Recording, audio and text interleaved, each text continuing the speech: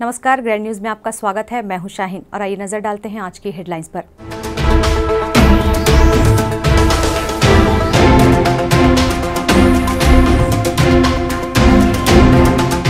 गणतंत्र दिवस पर बनी छत्तीसगढ़ की झांकी के कलाकारों ने की प्रदेश के मुखिया से मुलाकात, मिली बधाई।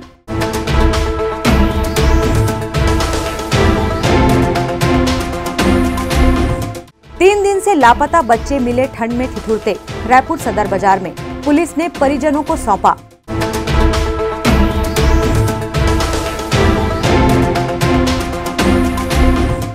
गुलाबी परतों से चल रहा है अवैध ईंट भट्टा, जामुल के महाराणा प्रताप नगर रहवासी में है संचालित।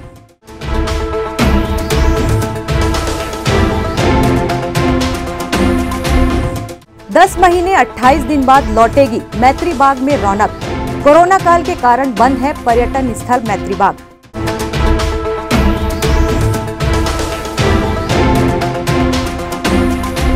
ग्रैंड न्यूज में अब खबरें विस्तार से। गणतंत्र दिवस के अवसर पर नई दिल्ली के राजपथ पर छत्तीसगढ़ के पारंपरिक लोक वाद्य थीम पर प्रदर्शित छत्तीसगढ़ राज्य की झांकी के साथ शामिल लोक कलाकारों के दल ने मुख्यमंत्री भूपेश बघेल से उनके निवास में सौजन्य मुलाकात की।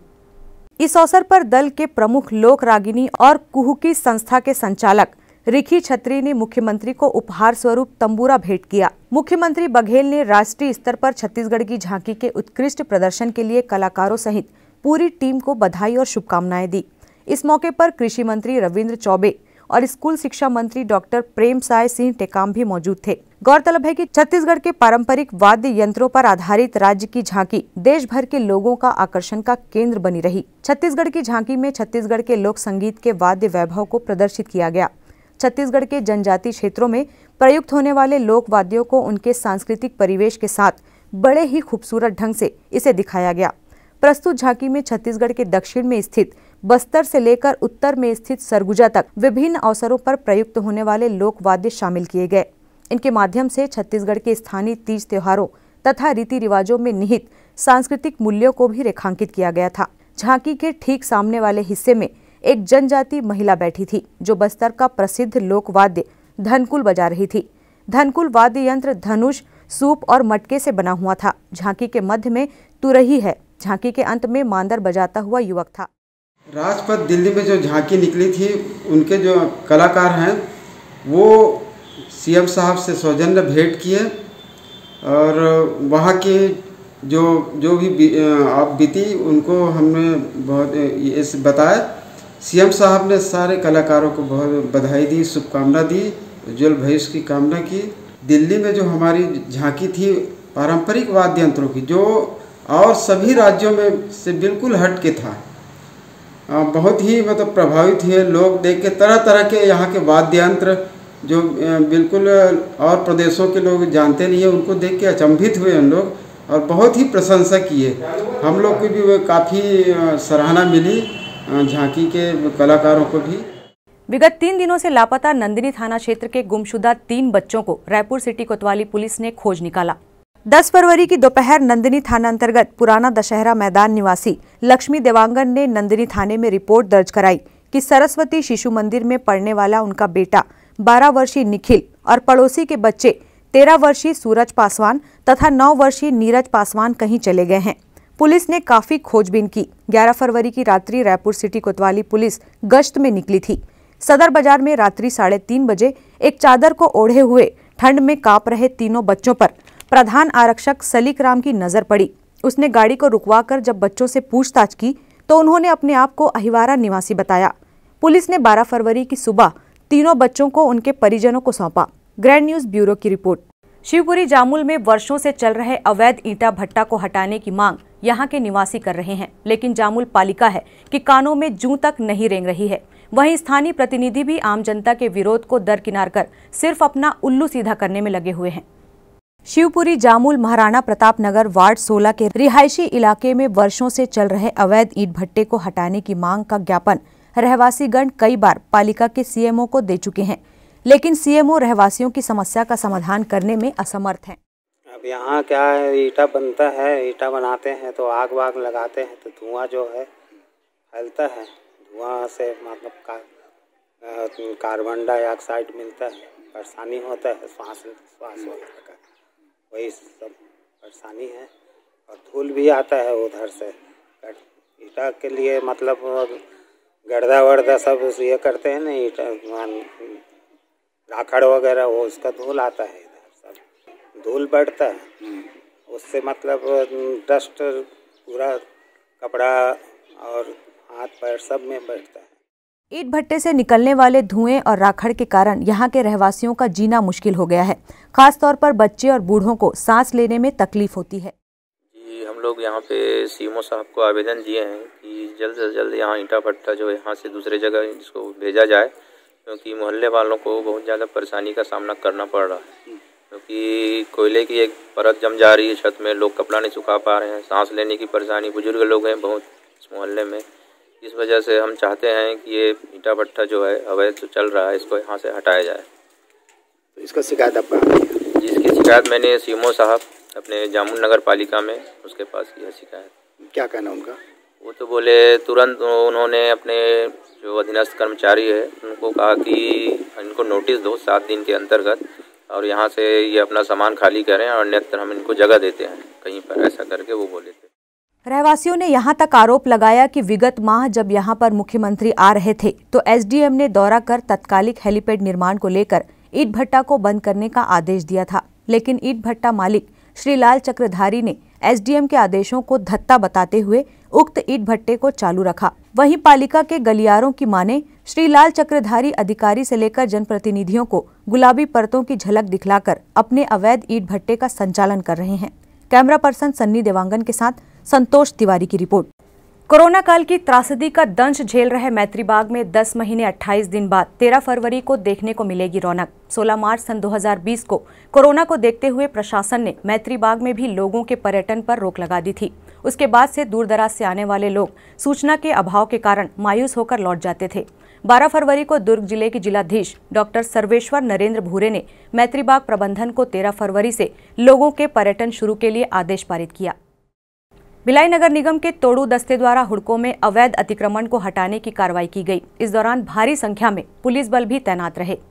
भिलाई निगम की टीम सुबह से ही हुड़को LIG रोड पर अवैध अतिक्रमण को हटाने डटी रही। इस दौरान भिलाई नगर निगम की टीम और पुलिस के जवानों को स्थानीय लोगों के विरोध का सामना भी करना पड़ा। इसके अलावा निगम के अधिकारियों पर कुछ लोगों ने अपनी राजनीतिक धौंस जमाते हुए इस कार्रवाई को गलत बताने का प्रयास करते दिखे। भी चला दो आप, या तो इसमें सहमति हम तो आपको कह रहे हैं ना कि भाई सब बनाओ जो बनाना बनाओ, डरने वाले लोग नहीं है, बता रहा हूँ।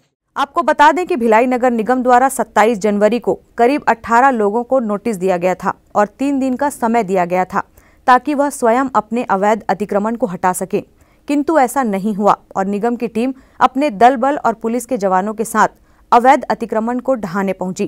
करीब 3 घंटे बाद निगम की टीम पुलिस की मौजूदगी में अवैध अतिक्रमण को हटाने में सफल हो पाई। जिन सभी 18 लोगों को नोटिस दिया गया था उन सभी के अवैध अतिक्रमण को बारी बारी से ढहा दिया गया। भिलाई निगम की इस कार्रवाई को लेकर जोन 1 कमिश्नर सुनील अग्रहरी ने मीडिया को संपूर्ण जानकारियां दी। हुड़को क्षेत्र में गणेश मंदिर के बाजू के क्षेत्र में वहां के स्थानीय रहवासियों द्वारा अन्य क्रांति कर ली गई थी और अपने घर के जो सीमा से बाहर जा कर के अस्थायी संरचना तैयार करके मार्ग को अवरोध किया गया था। इस संबंध में वहाँ विकास कार्य निर्माण कार्य प्रस्तावित है और सड़क डामरीकरण चौड़ीकरण के लिए हमने उनको नोटिस जारी की थी। नोटिस जारी होने के बाद भी उनके द्वारा कब्जा नहीं हटाया गया और साथ में नोटिस देने से इनकार कर दिया गया।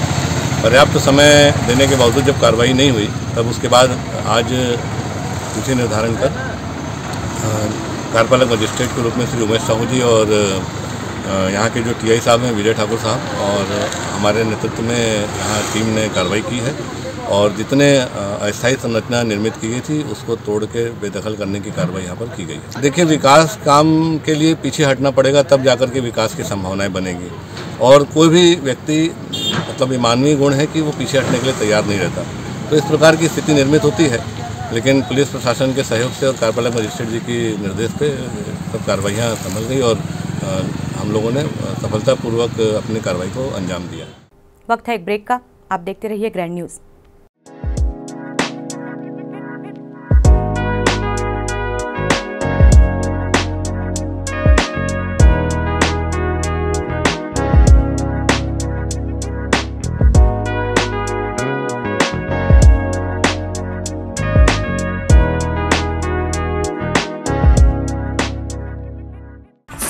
Celebration safari. Barnawapara wildlife sanctuary में स्थित खूबसूरत cottage and rooms, Bastar art से सुसज्जित शानदार कॉटेज, सर्व सुविधा युक्त रूम्स, बाथटब युक्त बाथरूम, स्विमिंग पूल, बच्चों के खेलने के लिए पार्क, खान पान की व्यवस्था, प्रोफेशनल सर्विस, सेंचुरी घुमाने के लिए वाहन की व्यवस्था। सेलिब्रेशन सफारी बारनावा पारा। For booking and more details contact 9425507202। मैं जब अपने बालों को कोम करती थी तो मेरे काफी ज्यादा बाल कोम्बिंग से टूट जाते थे और सीजनल चेंजेस की वजह से डैंड्रफ भी होता था। फैमिली में भी कुछ लोगों को ये प्रॉब्लम थी। तब मुझे मेरी फ्रेंड ने वास्तु गुरुजी हेयर ऑयल सजेस्ट किया, जिसके सिर्फ 2 यूजेस बाद ही मुझे ऐसा लगा जैसे मेरी स्कैल्प क्लीन महसूस हो रही है और सिर्फ 4 वॉशेस बाद ही मेरी हेयर फॉल और डैंड्रफ की प्रॉब्लम ऑलमोस्ट जड़ से खत्म हो गई। और इस ऑयल की सबसे अच्छी बात यह है कि ये होममेड है और उससे भी अच्छी बात यह है कि ये वर्क करता है।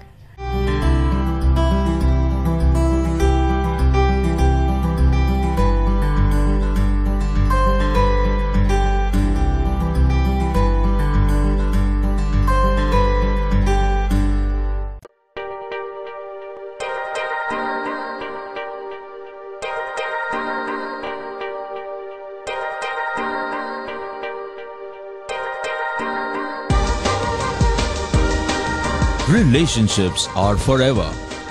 Out of all loved ones, your children are most precious.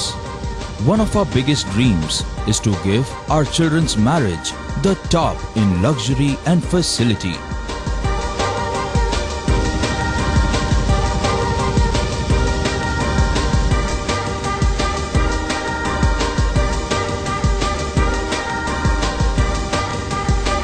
In today's busy life, you cannot afford to take time out for everything to be perfect for your marriage. And you cannot compromise on quality of service for your guests. Our customized marriage packages are made just according to your wish. This presentation will acquaint you with the different luxury packed marriage packages available. This package has an elaborate menu with 60 mouth-watering items. Bharat Swagat including welcome drink, snacks and sweets, a breathtakingly decorated welcome gate and the arena decorated with flowers. To give you the best colors in view, we organize special light effects for all areas. We take care of decorating the groom's car to its best attire and exclusive DJ beats for extreme fun and valet parking to make your guests feel like an emperor. Our exclusive add-ons give you unlimited freedom to customize your ceremony to its best.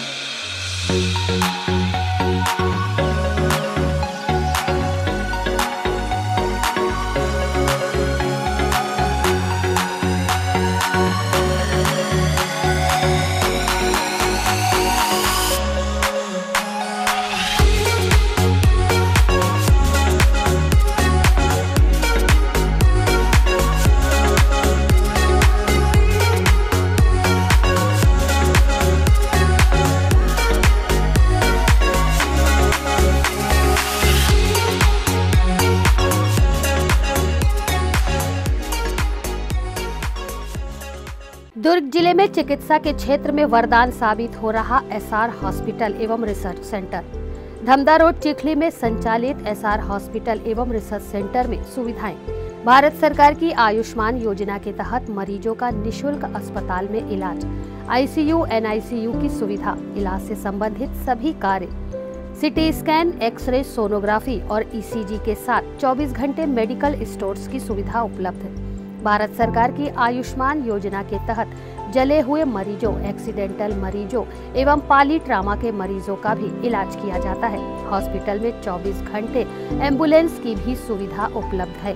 SR hospital में हड्डी से संबंधित सभी रोग, दांतों से संबंधित सभी रोग और सभी बीमारियों का इलाज अनुभवी डॉक्टरों की टीम के द्वारा किया जाता है। हमारा पता एसआर हॉस्पिटल एवं research centre, Chikhli road, Durg, Chhattisgarh. Helpline number 6262613200, 6262613300, 6262613400। आपके शहर में सर्व सुविधा युक्त होटल शिव प्रभा इन नई 7 सज्जा के साथ लजीज व्यंजनों का लुत्फ उठाइए। पार्टी मीटिंग के लिए विशेष व्यवस्था, हर रूम में घर जैसा माहौल पाएं। एक बार सब परिवार आएं। नए बिजनेस रूम, नए एग्जीक्यूटिव रूम, साथ में 24 घंटे डॉक्टर की सुविधा, गर्म और ठंडे पानी की सुविधा, वाईफाई और इंटरनेट की सुविधा, शादी पार्टी के लिए एसी हॉल। स्थान भिलाई के हृदय स्थल नंदिनी रोड से लगा हुआ, यात्रियों की सुविधा के लिए Bhilai power house railway station, bus stand से चंद कदम की दूरी पर। वहीं राजधानी स्थित स्वामी विवेकानंद एयरपोर्ट से 35 किलोमीटर की दूरी पर संचालित आपका अपना hotel Shiv Prabha inn and town की द फैमिली रेस्टोरेंट, साथ ही होटल अपना केसरी लॉज की भी सुविधा का लाभ उठाएं।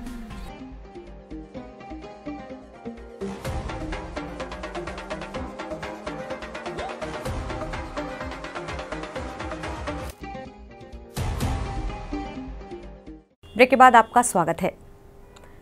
विगत दिनों मोहारी मरोदा में आयोजित मड़ई मेले में मुख्य अतिथि के रूप में पहुंचे छत्तीसगढ़ राज्य के गृह मंत्री ताम्रध्वज साहू से रहवासियों ने खो-खो ग्राउंड में कुछ सुविधाओं की मांग की थी, लेकिन 1 माह की अवधि बीत जाने के बाद भी समस्या जस की तस है।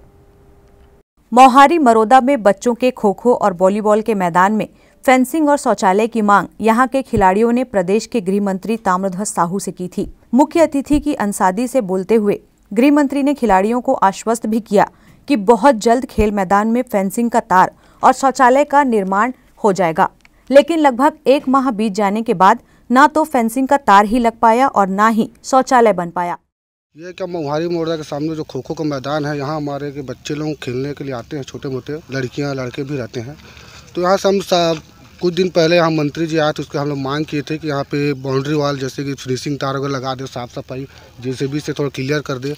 और क्या यहाँ पे लड़कियाँ लोग रहते तो शौचालय का भी हम लोग मांग किए थे, लेकिन अभी तक नहीं हुआ।